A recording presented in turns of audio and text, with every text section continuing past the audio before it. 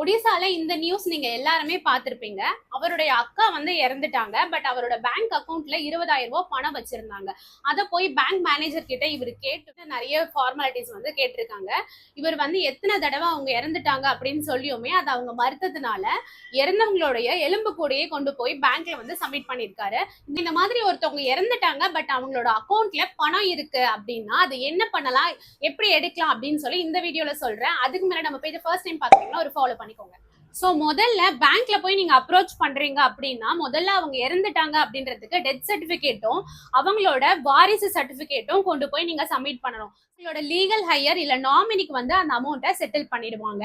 இதுவே அவங்க ஜுவல் ஏதாவது வச்சிருக்காங்க அப்படின்னு சொன்னா நீங்க நோட்டரியில அஃபிடவிட் மட்டும் வாங்கி கொடுக்குற மாதிரி இருக்கும். இது எல்லாமே கொடுத்துட்டேன் பட் பேங்க் சைட்ல இருந்து எந்த ஒரு ரெஸ்பான்ஸுமே இல்ல அப்படின்னு சொன்னீங்கன்னா RTI அதாவது ரைட் டு இன்ஃபர்மேஷன் ஆக்ட் 2005 தகவல் அறியும் உரிமை சட்டத்தின் கீழே அவங்க மேல நீங்க கம்ப்ளைண்ட் வந்து ரைஸ் பண்ண முடியும்.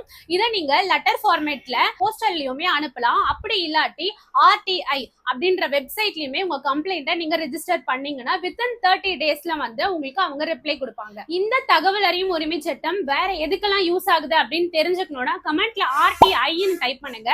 நான் உங்களுக்கு நெக்ஸ்ட் வீடியோவா டீடைலா எக்ஸ்பிளைன் பண்றேன். அதுக்கு முன்னாடி நம்ம பேஜை ஃபாலோ பண்ணாம இருந்தீங்கன்னா ஒரு ஃபாலோ பண்ணி வச்சுக்கோங்க.